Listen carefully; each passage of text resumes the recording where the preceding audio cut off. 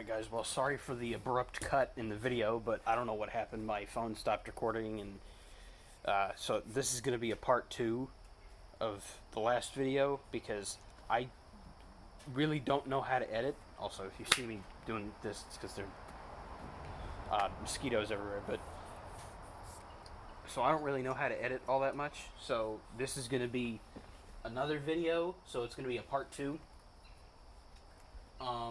But here, let me get you in here.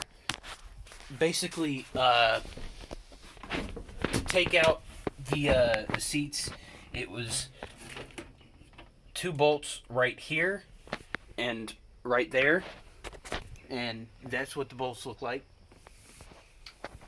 So that over there is the trunk, and you can see my amazing quarter panel patch right there. But so, yeah, what I was saying earlier was like tons of speaker wires laying everywhere, miscellaneous. I don't know where that goes. Oh, I know why my gas gauge doesn't work.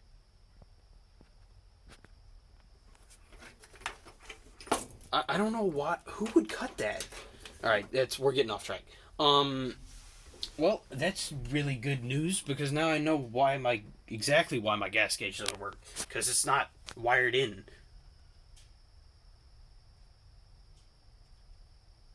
Well, actually, that might be the... Sorry for... I got sidetracked and I started thinking. That might be the ground wire somehow, because it goes all the way to full. Where's the gas gauge? Gas gauge goes all the way past full, and then just sticks there the entire time. So I think that might have something to do with it. So basically, that's really how you get the rear seat out of a 65 or 66 Ford Galaxie. And now you can either put something that'll cover the back, so, you know, the firewall, like a firewall between the gas tank, which sits up in this cubby right here, that's where the sender comes through. Well, it doesn't come through there, but you get what I'm saying. But, so that's where that goes. But, you know, you got your seat belts and everything. So I am gonna probably paint all this the same way I did the front here. Also, this thing has a lot more room without the rear seat. Go figure. But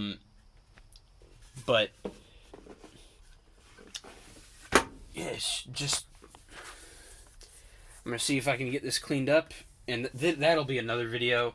This is just kind of finalizing the last one, because I think it recorded for about 9.5 minutes, and then it cut for some reason. But yeah, the rear seats are out. Apparently that top part had no padding left, and this is what it looks like with the rear seats out. So I'm going to clean all this up, and then probably paint it with bed liner or just regular black paint. I think that's what I might do. Maybe paint the little parts of the package tray that are messed up, and then probably figure out what the wiring thing is coming from the gas tank, and then see where it goes from there. But something I couldn't say in the last video because it cut abruptly and I didn't know it.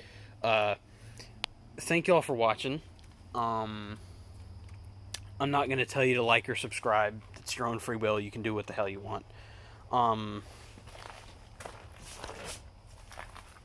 But yeah, thanks for watching. I'm trying to remember anything that I forgot to say about this thing that's changed since last time. I already covered the wheels, race seats, bee or something just flew by my head. But wheels, race seats, It still needs tires. It's got side exit exhaust, which is really too quiet. It's got MagnaFlow. I don't know what series they are, but it's got big MagnaFlow mufflers on it. I think I posted a couple other videos on my channel of the exhaust.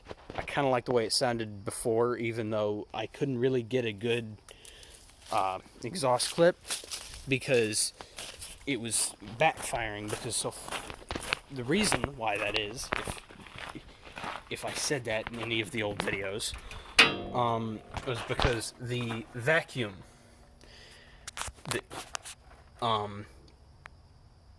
it needed to pull a manifold vacuum, and it was pulling this vacuum up here. That's why it has this vacuum cap with a zip tie on it, and it's pretty sketchy. And I don't know, really. I'm definitely gonna fix that when I get it to an actual mechanic shop that I work at. But I mean, it has a timing issue where it kind of jumps, but I think I just need to get a timing light on it, which I still have to do. I don't have one here, so I'll need to do that. But yeah, it's got these pretty cool Shelby valve covers. I got them from a site called AnsonValveCovers.com, I think. And I also got the air cleaner from there too. It also says Shelby. And I'm sorry I didn't update y'all with a long style video, but this all happened last December and early January. So I think when I posted that last video, it was still relatively warm outside in, when was it, like August or September of 2022, and now it's October of 2023, and the car still kind of just sits here. We moved it, it used to sit over there, now it sits over here. So big improvement, right? And obviously I told you in the last video I bought that blue 2013 Silverado with the cam and everything, and then I also bought a 98 Silverado off of my boss, and he took out the stock 5.7, the 350, and he put in a 383 stroker, but the piston rings didn't really seat, so it burned a lot of oil, and so I bought it off of him for a very good price, and he helped me take the motor out, and we're almost done rebuilding it, so I'll get a video up of that on the channel soon. But I've actually named it Smoky because it burned so much oil that when you started it, it started like a diesel in the cold. So that's how much smoke it put out from the exhaust. So that's a mildly built, I guess I'd call it another project, which I probably didn't need, but for the price, I wasn't going to let that go, and he was going to part it out otherwise. So I wasn't going to let that happen. I can't stand to see vehicles parted out, which is also why I bought this, because chances are this thing was going to be parted out if I hadn't bought it. But ever since I bought it, I've got it back on the road momentarily. I don't know if momentarily is the right word, but I got it back on the road, and then it kind of came back off the road because it has 3 working brakes right now. They're all drums, and I think this side wheel cylinder, I think it's